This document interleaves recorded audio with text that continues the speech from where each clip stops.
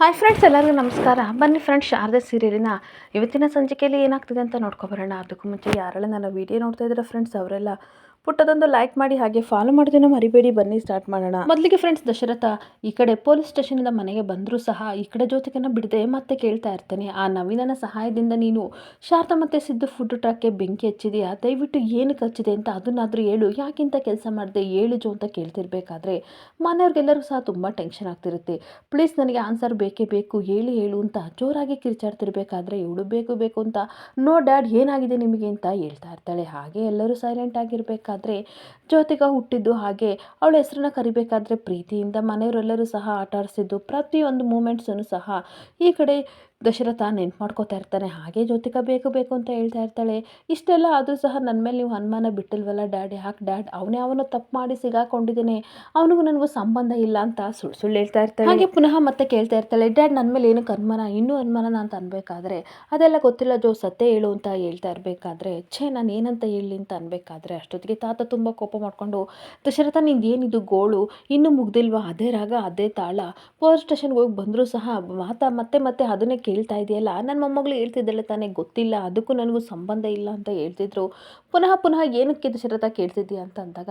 ಅಲ್ಲಪ್ಪ ನೀವು ಇವಳು ಮಾತನ್ನು ನಂಬ್ತೀರಾ ಅಂತ ಅಂದಾಗ, ಸಾಕು ಮುಚ್ಚು, ಇದನ್ನು ಇಲ್ಲಿಗೆ ಬಿಟ್ಬಿಡು, ನನ್ನ ಮೊಮ್ಮಗಳನ್ನ ನೋಯ್ಸಕ್ಕೆ ನೀನು ಹೋಗ್ಬೇಡ, ನಾನು ಸರಿ ಇರಲ್ಲ ಆಯ್ತಾ ಅಂತ ದಶರಥನ ಬೈದ್ಬಿಟ್ಟು ಜ್ಯೋತಿಕಾ ನೀನು ಹೋಗಮ್ಮ ರೆಸ್ಟ್ ಮಾಡು ಅಂತ ರೂಮಿಗೆ ಕಳಿಸ್ತಾ ಇರ್ತಾನೆ. ಹಾಗೆ ಎಲ್ಲರೂ ತುಂಬ ಬೇಜಾರಿಂದ ಅವ್ರವ್ರ ಪಾಡಿಗೆ ಅವರು ರೂಮಿಗೆ ಹೋಗ್ತಾ ಇರಬೇಕಾದ್ರೆ ದಶರಥ ತುಂಬ ಯೋಚನೆ ಮಾಡ್ಕೊಂಡು ಅಲ್ಲೇ ಕೂತ್ಕೊಬಿಡ್ತಾನೆ. ಆಗ ಸುಮಿತ್ರ ಸಮಾಧಾನ ಮಾಡ್ತಾ ಇರ್ತಾಳೆ. ಇನ್ನೊಂದು ಕಡೆ ಸಿದ್ದು ಶಾರದನು ಸಹ ಪೊಲೀಸ್ ಸ್ಟೇಷನಿಂದ ಬರ್ತಾ ಇರಬೇಕಾದ್ರೆ ಸಿದ್ದು ಹೇಳ್ತಾ ಇರ್ತಾನೆ, ನೋಡಿ ಶಾರದಾ ಅವರೇ ಪ್ಲೀಸ್ ಸಮಾಧಾನ ಮಾಡ್ಕೊಳ್ಳಿ ಆಯಿತಾ, ನೀವು ಈ ರೀತಿ ಕೋಪ ಮಾಡ್ಕೊಂಡಿದ್ದನ್ನು ನಾನು ಯಾವತ್ತೂ ಇದುವರೆಗೂ ನೋಡೇ ಇಲ್ಲ, ಪ್ಲೀಸ್ ಸಮಾಧಾನ ಮಾಡ್ಕೊಳ್ಳಿ ಅಂತ ಅಂದಾಗ, ಅಲ್ಲ ಸರ್ ಆ ಚಿಕ್ಕ ಹುಡುಗ ನಮ್ಮ ಫುಡ್ ಟ್ರಕ್ನ ಏನಕ್ಕೆ ಸುಟ್ಟಾಕ್ತಾ, ಅವನಿಗೆ ಏನಂತದ್ದು ನಾವು ಅನ್ಯಾಯ ಮಾಡಿದ್ದೀವಿ, ನನ್ನ ಮನಸ್ಸು ಹೇಳ್ತಾ ಇದೆ ಅವನಿಂದೆ ಬೇರೆ ಯಾರೋ ಖಂಡಿತ ಇದ್ದಾರೆ ಸರ್ ಅಂತ ಅನ್ಬೇಕಾದ್ರೆ ನೀವೇ ಹೇಳಿದ್ರಲ್ಲ ಅವನಿಂದೆ ಬೇರೆ ಯಾರೋ ಇದ್ದಾರೆ ಅಂತ. ಇರ್ಲಿ ಬಿಡಿ ಶಾರದವ್ರೆ, ಪೊಲೀಸರೆಲ್ಲ ನೋಡ್ಕೋತಾರೆ, ಅವರೇ ಬಾಯ್ ಬಿಡಿಸ್ತಾರೆ ಅಂತ ಅಂದಾಗ, ಅದೇಗೆ ಸರ್ ಬಿಡೋಕ್ಕಾಗುತ್ತೆ, ನಮ್ಮಮ್ಮ ತಿಂಡಿ ಬಂಡಿ ನಮಗೊಂದು ನೆಲೆಯಾಗಿ ಜೀವನಕ್ಕೆ ದಾರಿ ಆಗುತ್ತೆ ಅಂತ ನಾನು ಅಂದ್ಕೊಂಡಿದ್ದೆ, ಆದರೆ ಯಾರು ಕೆಟ್ಟ ದೃಷ್ಟಿ ಬಿತ್ತೋ ಈ ರೀತಿ ಆಗೋಯ್ತಲ್ಲ ಸರ್ ಅಂತ ತುಂಬ ಬೇಜಾರಿಂದ ಯೋಚನೆ ಮಾಡ್ತಾ ಇರ್ತಾಳೆ. ಒಂದು ಟೈಮಲ್ಲಿ ಈ ಕಡೆ ವಿಷ್ಣುವರ್ಧನ್ ಸರ್, ಅಂಬರೀಶ್ ಸರ್ ಹಾಗೆ ಪ್ರತಿಯೊಬ್ಬರು ಸಹ ಇವರ ತಿಂಡಿ ಬಂಡಿಗೆ ಬಂದು ಶಂಕರ್ನಾಗ್ ಸರ್ ಅವರು ಸಹ ಒಮ್ಮೆ ಹೇಳಿರ್ತಾರೆ, ನಿಮ್ಮಮ್ಮ ತಿಂಡಿ ಬಂಡಿ ಘಮ ಇಡೀ ಕರ್ನಾಟಕ ಹಬ್ಬಿದೆ, ಸೊ ಆ ಘಮ ನಮ್ಮನ್ನು ಇಲ್ಲಿಗೆ ಬರೋ ರೀತಿ ಮಾಡಿದೆ, ಆದಷ್ಟು ಬೇಗ ಒಳ್ಳೇದಾಗ್ಲಿ ಅಂತ ಪ್ರತಿಯೊಬ್ಬರು ಸಹ ಆಶೀರ್ವಾದ ಮಾಡಿದ್ದೆಲ್ಲನೂ ನೆನ್ಪು ಮಾಡಿಕೊಂಡು ಶಾರದಾ ರೋಡಲ್ಲೇ ಕಣ್ಣೀರಾಗ್ತಾ ಇರ್ತಾಳೆ. ಹಾಗೆ ಅನುಸೂಯನು ಸಹ ಹೇಳಿರ್ತಾಳೆ, ನಮ್ಮಮ್ಮ ತಿಂಡಿ ಬಂಡಿ ಅಂತೂ ತುಂಬ ಫೇಮಸ್ ಆಗಿದೆ, ರುಚಿ ಶುಚಿಗೆ ಇನ್ನೊಂದು ಹೆಸರೇ ಅಮ್ಮಮ್ಮ ತಿಂಡಿ ಬಂಡಿ,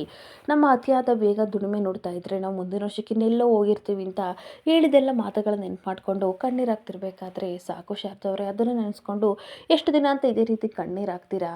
ಕಷ್ಟಗಳು ಮನುಷ್ಯಕ್ಕೆ ಬರದಲ್ಲ ಇನ್ನೇನಕ್ಕೆ ಬರ್ತವೆ, ಮನುಷ್ಯಕ್ಕೆ ಬರೋದಕ್ಕೆ ತಾನೇ ಕಷ್ಟಗಳು ಆ ದೇವರು ಕೊಡೋದು, ಎಲ್ಲನೂ ಸಹ ದಾಟಿ ನಾವು ಜೀವನದಲ್ಲಿ ಮುಂದೆ ಹೋಗಲೇಬೇಕು, ಪ್ಲೀಸ್ ಅರ್ಥ ಮಾಡ್ಕೊಳ್ಳಿ ಅಂತ ಸಿದ್ದು ಸಮಾಧಾನ ಮಾಡ್ತಾ ಇರ್ತಾನೆ. ಹಾಗೆ ಮತ್ತೆ ಸಿದ್ದು ಹೇಳ್ತಾ ಇರ್ತಾನೆ, ಫುಡ್ ಟ್ರಕ್ಕಿಗೆ ನಮ್ಮ ಜೊತೆ ಇರೋ ಅದೃಷ್ಟ ಇಷ್ಟು ದಿನ ಮಾತ್ರ ಇತ್ತು ಅಂತ ಅನ್ಸುತ್ತೆ ಶಾರದವ್ರೆ, ಇವಾಗ ತಲೆ ಕೆಡಿಸ್ಕೋಬೇಡಿ, ಆಗಿದ್ದೆಲ್ಲ ಆಗೋಗ್ಲಿ, ಎಲ್ಲ ಒಳ್ಳೇದಕ್ಕೆ ಅಂತ ಅಂದ್ಕೊಂಡು ಮತ್ತೆ ಜೀವನನ ಖುಷಿಯಿಂದ ಶುರು ಮಾಡೋಣ ಅಂತ ಅಂದಾಗ, ಅದೆಲ್ಲ ಆಗುತ್ತೆ ಸರ್ ಅಂತ ಅಂದಾಗ, ಮನಸ್ಸು ಮಾಡಿದ್ರೆ ಖಂಡಿತ ಮನುಷ್ಯನ ಕೈಲಿ ಸಾಧ್ಯ ಆಗ್ದಲೇ ಇರೋದು ಯಾವುದೂ ಇಲ್ಲ ಶಾರದವ್ರೆ,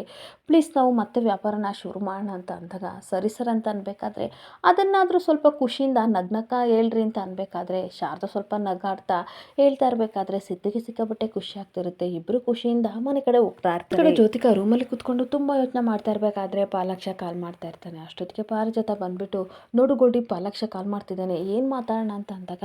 ಇರಿಗ್ರಾನಿ ನಾನು ಮಾತಾಡ್ತೀನಿ ಅಂತ ಅಂದ್ಬಿಟ್ಟು, ಅಪ್ಪ ಹೇಳಿ ಅಂತ ಅಂದಾಗ, ಏನು ಗೊತ್ತಾ ಜ್ಯೋತಿಕಾ, ಒಂದು ದೊಡ್ಡ ಅನಾಹುತ ಆಗಿದೆ ಅಂತ ಟೆನ್ಷನಿಂದ ಹೇಳ್ತಾ ಇರ್ತಾನೆ. ಅದೇನಾಯ್ತು ಹೇಳಿ ಅಂತ ಅನ್ಬೇಕಾದ್ರೆ, ನಾನು ಊರಲ್ಲಿ ಇರಲಿಲ್ಲಮ್ಮ, ಯಾರೋ ಬಂದು ಇವನನ್ನ ಎಳ್ಕೊಂಡು ಹೋಗಿದ್ದಾರಂತೆ, ನನಗೆ ಅಕ್ಕಪಕ್ಕದವ್ರು ಹೇಳ್ತಿದ್ರು ಅಂತ ಅಂದಾಗ ಜ್ಯೋತಿಕನಿಗೆ ಎಲ್ಲ ನೆನಪಾಗ್ತಾ ಇರುತ್ತೆ. ಸಿದ್ದು ಹೇಳ್ಕೊಬಂದಿದ್ದು ಹಾಗೆ ನಮ್ಮ ಮಾವ ಅಲ್ಲ, ನನ್ನ ಫುಡ್ ಟ್ರಕ್ನ ಸುಟ್ಟಿದ್ದು ಇವನು ಅಪರಾಧಿ ಅಂತ ಸಾಕ್ಷಿ ಸಮೇತ ಪೊಲೀಸ್ನವ್ರಿಗೆ ಇಟ್ಕೊಟ್ಟಿದ್ದೆಲ್ಲ ನೆನ್ಪು ಮಾಡ್ಕೊಬಿಟ್ಟು, ಓಹೋ ಹಾಗಾದರೆ ಅಪ್ಪನಿಗೆ ನವೀನನ್ನ ಅರೆಸ್ಟ್ ಮಾಡಿರೋ ವಿಷಯ ಗೊತ್ತಿಲ್ಲ ಅಂತ ಅನಿಸುತ್ತೆ ಅಂತ ಅಂದ್ಬಿಟ್ಟು, ಅಪ್ಪ ಪರವಾಗಿಲ್ಲ ಬಿಡಿ ಅಪ್ಪ, ಅವನನ್ನ ಯಾವಾಗಲೂ ಎಳ್ಕೊಂಡೋಗೋದೇನು ದೊಡ್ಡ ವಿಷಯ ಅಲ್ಲ, ಅವಾಗವಾಗ ಯಾರ್ಯಾರೋ ಕರ್ಕೊಂಡು ಹೋಗ್ತಾ ಇರ್ತಾರಲ್ವ, ಅದಕ್ಕೇನಕ್ಕೆ ತಲೆ ಕೆಡಿಸ್ಕೋತೀರಾ ಅಂತ ಅಂದಾಗ, ಏನಮ್ಮ ಈ ರೀತಿ ಹೇಳ್ತಿದ್ಯಾ, ಇಷ್ಟು ಈಸಿಯಾಗಿ ನಿನ್ನ ತಮ್ಮನ ಬಗ್ಗೆ ಮಾತಾಡ್ತಿದ್ಯಲ್ಲ, ಈ ರೀತಿ ಮಾತಾಡಬೇಡ ಅಂತ ಹೇಳ್ತಾ ಇರ್ತಾನೆ. ಹಾಗೆ ನೋಡು ಜ್ಯೋತಿಕಾ, ಅವನು ನಿನ್ನ ತಮ್ಮ ಆ ರೀತಿ ಎಲ್ಲ ಮಾತಾಡಬೇಡ ಅಂತ ಅಂದಾಗ, ನೋಡಿ ಅಪ್ಪ ನೆನ್ನೆ ದುಡ್ಡು ಬೇಕು ಅಂತ ಕೇಳ್ತಾ ಇದ್ದ, ಸ್ವಲ್ಪ ಕೊಟ್ಟಿದ್ದೆ, ಫ್ರೆಂಡ್ಸ್ ಜೊತೆ ಪಾರ್ಟಿ ಎಲ್ಲ ಮಾಡಿಕೊಂಡು ಅಲ್ಲಿ ಇಲ್ಲಿ ಎಲ್ಲೋ ಕುಡ್ಕೊಂಡು ಬಿದ್ದಿರ್ತಾನೆ, ಅದನ್ನ ಆಕಾಶ ಇಳಿದ್ಮೇಲೆ ಬರ್ತಾನೆ ಬಿಡಿ ಅಂತ ಅಂದಾಗ ಅದು ಆಗಲ್ಲಮ್ಮ ಅಂತ ಅಂದಾಗ ಅಪ್ಪ ನೀವು ಅನಾವಶ್ಯಕವಾಗಿ ತಲೆ ಕೆಡಿಸ್ಕೊತಾ ಇದ್ದೀರಾ, ಅವ್ನು ಖಂಡಿತ ಬರ್ತಾನೆ, ಅವನೇನು ಚಿಕ್ಕ ಮಗು ಅಲ್ಲ, ತಲೆ ಕೆಡಿಸ್ಕೋಬೇಡಿ ಅಂತ ಫೋನ್ ಕಟ್ ಮಾಡಿದಾಗ ಈ ಕಡೆ ಪಾರಿಜಾತ ಹೇಳ್ತಿರ್ತಾಳೆ ಪಾಪ ನವೀನ ಅರೆಸ್ಟ್ ಆಗಿರೋ ವಿಷಯನ ಪಾಲಾಕ್ಷನಿಗೆ ಹೇಳ್ಬೇಕಿತ್ತು ಗೋಲ್ಡಿ ಅಂತ ಅನ್ಬೇಕಾದ್ರೆ ಅಯ್ಯೋ ನಾನೇನಾದರೂ ಇವಾಗ ಏನಾದರೂ ಹೇಳಿದರೆ ನಿಮ್ಮ ಮಗ ಸುಮ್ಮನೆ ಬಿಡ್ತಾನೆ ಅಂತ ಅಂದಾಗ ಬೀದಿ ಬೀದಿಲಿ ಅವನು ಹುಡುಕ್ತಾ ಇರ್ತಾನೆ ಕಣಿ ನವೀನನ್ನ ಅಂತ ಅಂದಾಗ ನಾನೇನಾದರೂ ಇವಾಗ ಹೇಳಿದರೆ ಗಲಾಟೆ ಮಾಡಿ ಹಾಗೆ ಹೀಗೆ ಅಂತ ಅಪ್ಪ ನನ್ನನ್ನು ಖಂಡಿತ ಬೈತಾರೆ. ಆಮೇಲೆ ತಲೆ ಮೇಲೆ ಕುತ್ಕೋತಾರೆ. ಒಂದೇ ಸಮಯ ನನ್ನ ಮಗನ ಬಿಡಿಸ್ಕೋ ಅಂತ ಹೇಳ್ತಾ ಇರ್ತಾರೆ. ಏನು ಮಾಡಲಿ ಅಂತ ಅಂದಾಗ ಪ್ಲೀಸ್ ಕಣೆ ಗೋಲ್ಡಿ ಅಂತ ಹೇಳ್ತಾ ಇದ್ರೆ ನೋ ಗ್ರ್ಯಾಂಡ್ ನನಗೇನು ರಿಕ್ವೆಸ್ಟ್ ಮಾಡಬೇಡಿ ಆಯಿತಾ, ನಾನಂತೂ ಸದ್ಯಕ್ಕೆ ಪೊಲೀಸ್ ಸ್ಟೇಷನ್ ಮೆಟ್ಲು ಹತ್ತಲ್ಲ, ಎಷ್ಟು ದಿನ ನಡೆಯುತ್ತೆ ನಡಲಿ, ಸುಳ್ಳು ಹೇಳಿದ ರೀತಿ ಮ್ಯಾನೇಜ್ ಮಾಡ್ತೀನಿ ಅಂತ ಅಂದಾಗ ಹಾಗೆಲ್ಲ ಅನ್ಬೇಡ ಕಣೆ, ಅವನು ನಿನ್ನ ತಮ್ಮ ಕಣೆ ಅಂತ ಅನ್ಬೇಕಾದ್ರೆ ತಮ್ಮನೇ ಆಗಲಿ ಬೇರೆ ಯಾರೇ ಆಗಲಿ ನಾನಿವಾಗ ಪೊಲೀಸ್ ಸ್ಟೇಷನ್ ಮೆಟ್ಲು ಹತ್ತಿದ್ರೆ ಪೊಲೀಸಿಗೆ ನನ್ನ ಮೇಲೆ ಅನುಮಾನ ಬರುತ್ತೆ, ದೊಡ್ಡ ಪ್ರಾಬ್ಲಮ್ ಆಗುತ್ತೆ, ಅದನ್ನೆಲ್ಲ ಫೇಸ್ ಮಾಡೋ ಕೆಪಾಸಿಟಿ ನನಗಿಲ್ಲ, ನೋಡೋಣ ಅದೇನಾಗುತ್ತೆ ಅಂತ, ಸದ್ಯಕ್ಕೆ ನಾನು ನವೀನನ್ನ ಬಿಡಿಸಲ್ಲ ಅಂತ ಅಂದಾಗ ಪಾರಿಜಾತನಿಗೆ ಸಿಕ್ಕಾಪಟ್ಟೆ ಬೇಜಾರಾಗ್ತಾ ಇರುತ್ತೆ. ಹಾಗೆ ಒಂದು ಕಡೆ ಸಿದ್ದು ಶಾರದಾ ಮನೆ ಕಡೆ ಬರ್ತಾ ಇರಬೇಕಾದ್ರೆ ಅರ್ಧ ದಾರಿಲಿ ಮಂಜಣ್ಣ ಸಿಕ್ಬಿಡ್ತಾರೆ. ಮಂಜಣ್ಣ ಸಿಕ್ಬಿಟ್ಟು ನಿಂತ್ಕೊಳ್ಳಿ ಏನು ಗೊತ್ತಾ, ಅವತ್ತು ಕುಡ್ದಿರ್ಬೇಕಾದ್ರೆ ಯಾವನೋ ಒಬ್ಬ ನನ್ನ ತಲೆಗೆ ಹೊಡೆದ, ಆದರೆ ಒಂದು ಗಾಡಿನ ಸುಡ್ತಾ ಇದ್ದ, ನನಗೆ ಯಾಕೋ ಅದು ನಿಮ್ಮ ಗಾಡಿ ಅಂತ ಅನ್ನಿಸ್ತು, ಅದಕ್ಕೋಸ್ಕರ ಒಂದು ವಿಡಿಯೋ ಮಾಡಿದೆ, ಆ ವಿಡಿಯೋನ ನಿಮಗೆ ಕಳಿಸ್ದೆ, ಇವಾಗ ನಾನು ಕಳಿಸಿದೇನೋ ಕಳಿಸಿಲ್ವೋ ಒಂದೂ ಗೊತ್ತಾಗ್ತಿಲ್ಲ, ನನಗೆ ನೆನಪೇ ಬರ್ತಿಲ್ಲ ಅಂತ ಅಂದಾಗ ಶಾರದಾ ಸಿದ್ದು ಹೇಳ್ತಾ ಇರ್ತಾರೆ ನೀವು ಕಳಿಸಿದ್ದು ದೊಡ್ಡ ವಿಡಿಯೋ ನಮಗೆ ತುಂಬಾ ಉಪಕಾರ ಆಯಿತು, ನಮ್ಮ ಟ್ರಕ್ನ ಸುಟ್ಟಿದ್ದು ಯಾರು ಅಂತ ಗೊತ್ತಾಯಿತು, ತುಂಬ ಸಹಾಯ ಆಯಿತು, ಅವನಿಗೆ ನಾವು ಶಿಕ್ಷೆನ ಕೊಡಿಸಿದ್ವಿ ಅಂತ ಅಂದಾಗ ಪರವಾಗಿಲ್ಲ ಈ ಕುಡ್ಕ ಒಳ್ಳೆ ಕೆಲಸನೂ ಸಹ ಮಾಡಿದ್ದಾನೆ ಅಂತ ಮಂಜಣ್ಣ ಹೇಳ್ಕೊತಿರ್ಬೇಕಾದ್ರೆ ಹೌದು ಒಬ್ಬ ಅಪರಾಧಿಗೆ ಶಿಕ್ಷೆ ಆಗೋದನ್ನು ನೀವು ತಪ್ಪಿಸಿದ್ರಿ, ತುಂಬ ಒಳ್ಳೆ ಕೆಲಸ ಮಾಡಿದ್ರಿ, ಥ್ಯಾಂಕ್ ಯು ಸೋ ಮಚ್ ಅಂತ ಇಬ್ಬರು ಹೇಳ್ತಾ ಇರಬೇಕಾದ್ರೆ ಅದೇ ಖುಷಿಗೆ ಏನಾದರೂ ಕೊಡ್ತೀರಾ ಒಂದು 50 ರೂಪೀಸ್ನ ಅಂತ ಅನ್ಬೇಕಾದ್ರೆ ಕೊಡ್ತೀನಿ, ಆದರೆ ಕುಡ್ಕೊಂಡು ಹೋಗಬೇಡಿ, ಮನೆಗೆ ಮಕ್ಕಳಿಗೆ ಏನಾದರೂ ತೊಗೊಂಡೋಗಿ ಅಂತ ಸಿದ್ದು ಹೇಳ್ತಿರ್ಬೇಕಾದ್ರೆ ತಾಯಣ್ಣ ನಾನು ಕುಡಿಯಲ್ಲ, ಮಕ್ಕಳಿಗೆಲ್ಲ ಫ್ರೂಟ್ಸ್ ತಗೊಂಡೋಗ್ತೀನಿ ಅಂತ ಅಂದಾಗ ಸಿದ್ದು 100 ರೂಪಾಯಿ ಕೊಟ್ಟಾಗ ಮಂಜಣ್ಣಿಗೆ ಸಿಕ್ಕಾಬಟ್ಟೆ ಖುಷಿ ಆಗ್ತಾ ಇರುತ್ತೆ. ಹಾಗೆ ಮಂಜಣ್ಣ 100 ರೂಪಾಯಿ ದುಡ್ಡು ಇಟ್ಕೊಂಡು 50 ರೂಪೀಸ್ ಕುಡಿಯೋಕೆ 50 ರೂಪೀಸ್ ಫ್ರೂಟ್ಸ್ಗೆ ಒಳ್ಳೆ ವ್ಯಾಪಾರ ಆಯ್ತು, ನನಗೆ ಇವತ್ತು ಲಾಭ ಸಿಕ್ತು ಅಂತ ಖುಷಿಯಿಂದ ಹೋಗ್ತಾ ಇರ್ತಾನೆ. ಇನ್ನೊಂದು ಕಡೆ ಮನೆ ಹತ್ರ ಅನುಸೂಯ ಇನ್ನೂ ಇವರಿಬ್ಬರು ಬಂದಿಲ್ವಲ್ಲ ಅಂತ ಯೋಚನೆ ಮಾಡ್ತಿರ್ಬೇಕಾದ್ರೆ ಅಷ್ಟೊತ್ತಿಗೆ ಸಿದ್ದು ಶಾರದನ ನೋಡಿ ಖುಷಿ ಪಟ್ಬಿಟ್ಟು ಅವನಿಗೆ ಏನಾಗಿತ್ತು ನಮ್ಮ ಟ್ರಕ್ ಸುಡೋಕ್ಕೆ ಏನಾದರೂ ರೀಸನ್ ಗೊತ್ತಾಯ್ತು ಅಂತ ಕೇಳಬೇಕಾದ್ರೆ ಖಂಡಿತ ಗೊತ್ತಾಗಿಲ್ಲಮ್ಮ, ಆದರೆ ಅವನ ಹಿಂದೆ ಯಾರೋ ಕೈವಾಡ ಇದೆ ಅಂತ ಗೊತ್ತಾಯಿತು ಅಂತ ಅಂದ್ಬಿಟ್ಟು ನೋಡಿ ಸರ್ ಅವನು ಪೊಲೀಸ್ ಸ್ಟೇಷನಲ್ಲಿ ಇರಬೇಕಾದ್ರೆ ಬಾಯಿ ಬಿಡಿಸ್ಬೇಕು ಸರ್, ಇಲ್ಲಾಂದರೆ ತುಂಬ ಕಷ್ಟ ಆಗುತ್ತೆ ಅಂತ ಅಂದಾಗ ನೀವು ಟೆನ್ಷನ್ ಮಾಡ್ಕೋಬೇಡಿ ಶಾರದಾ ಅವರೇ, ನಾನು ಆವಾಗಲೇ ಹೇಳ್ದೆ ತಾನೆ ಖುಷಿಯಾಗಿರಿ, ಮಿಕ್ಕಿದ್ದನ್ನೆಲ್ಲ ನಾನು ನೋಡ್ಕೋತೀನಿ, ಪೊಲೀಸ್ ಜೊತೆ ಟಚ್ಚಲ್ಲಿರ್ತೀನಿ, ಏನೇ ವಿಷಯ ಇದ್ದರೂ ಸಹ ನಿಮಗೆ ಹೇಳ್ತೀನಿ, ಬನ್ನಿ ಒಳಗಡೆ ಹೋಗೋಣ ಅಂತ ಕರ್ಕೊಂಡು ಹೋಗ್ತಾ ಇರ್ತೀನಿ. ಹಾಗೆ ಇನ್ನೊಂದು ಕಡೆ ನವೀನ ಕಾನ್ಸ್ಟೇಬಲ್ ಹತ್ರ ರಿಕ್ವೆಸ್ಟ್ ಮಾಡಿಕೊಂಡು ಫೋನ್ ತೊಗೊಂಡು ಜ್ಯೋತಿಕನಿಗೆ ಕಾಲ್ ಮಾಡ್ತಾ ಇರ್ತಾನೆ. ಹಾಗೆ ಹಲೋ ಯಾರು ಅಂತ ಕೇಳಬೇಕಾದ್ರೆ ನಾನು ಅಕ್ಕ ನವೀನ ಅಂತ ಅಂದಾಗ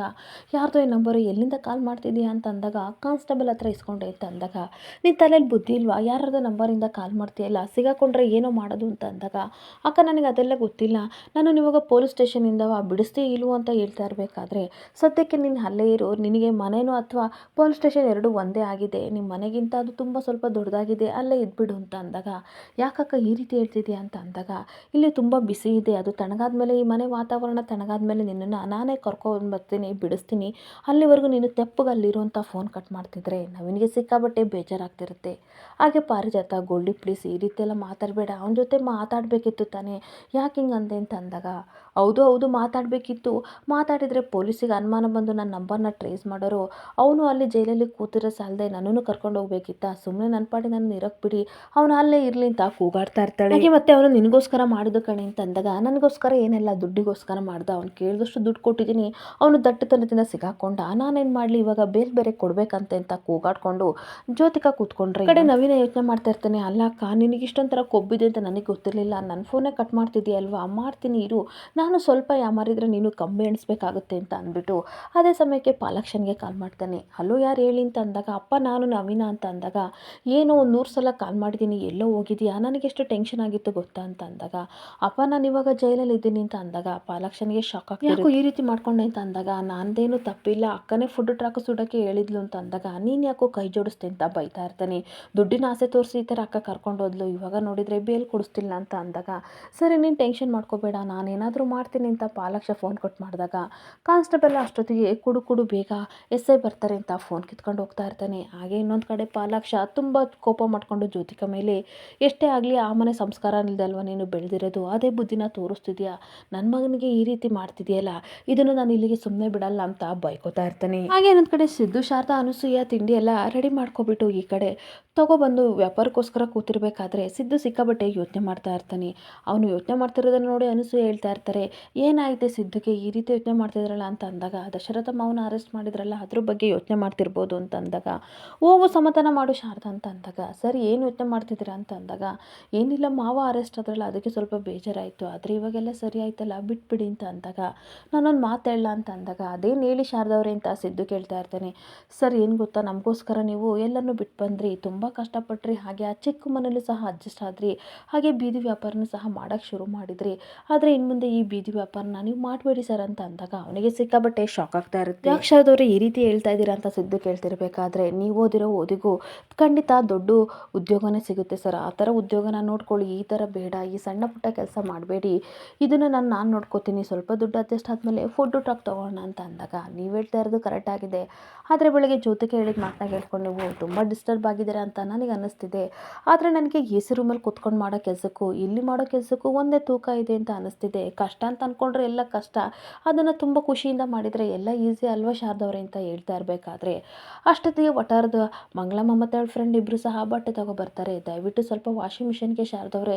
ಬಟ್ಟೆನ ಹಾಕ್ಕೊಡ್ತೀರಾ, ಏನೂ ಅನ್ಕೋಬೇಡಿ ಅಂತ ಅಂದಾಗ, ನಿಮ್ಮ ಕಲ್ಲೇನಾಯಿತು ಅಂತ ಸಿದ್ದು ಕೇಳ್ತಿರ್ಬೇಕಾದ್ರೆ, ಅಲ್ಲಿ ತುಂಬ ಜಗಳ ಮಾಡ್ತಾ ಇದ್ದಾರೆ, ಅದಕ್ಕೆ ನಾವು ತೊಗೊಬಂದಿದ್ದೀವಿ, ಪ್ಲೀಸ್ ಏನು ಅನ್ಕೋಬೇಡಿ, ಸ್ವಲ್ಪ ವಾಷಿಂಗ್ ಮಿಷಿನ್ಗೆ ಹಾಕಿ ಬಟ್ಟೆ ತೊಳ್ಕೊಡಿ ಅಂತ ಹೇಳ್ತಿರ್ಬೇಕಾದ್ರೆ, ಶಾರದಾ ಹೇಳ್ತಿರ್ತಾಳೆ, ಬೆಳಗ್ಗೆ ನಮಗೆ ಎಷ್ಟು ದೊಡ್ಡ ಸಹಾಯ ಮಾಡಿದ್ದೀರಾ, ನೀವು ನಮ್ಮನ್ನು ದೊಡ್ಡ ಕುಟುಂಬ ಅಂತ ಅಂದ್ಕೊಂಡಿದ್ದೀರಾ ಅಂದಮೇಲೆ ನಾನು ನಿಮ್ಮನ್ನು ನಮ್ಮ ಕುಟುಂಬ ಅಂತ ಅಂದ್ಕೊಂಡಿದ್ದೀನಿ, ಬನ್ನಿ ವಾಷಿಂಗ್ ಮಿಷಿನ್ಗೆ ಬಟ್ಟೆ ಹಾಕ್ಕೊಡ್ತೀನಿ ಅಂತ ಕರ್ಕೊಂಡು ಹೋಗ್ತಾ ಇದ್ರೆ, ಇವ್ರ ಗುಣ ನೋಡಿಬಿಟ್ಟು ಸಿದ್ದಿಗೆ ಸಿಕ್ಕಾಬಟ್ಟೆ ಇಷ್ಟ ಆಗ್ತಾ ಇರುತ್ತೆ. ಇಲ್ಲಿಗೆ ಸಂಚಿಕೆ ಎಂಡ್ ಆಗ್ತಿದೆ. Thank you for the watching friends.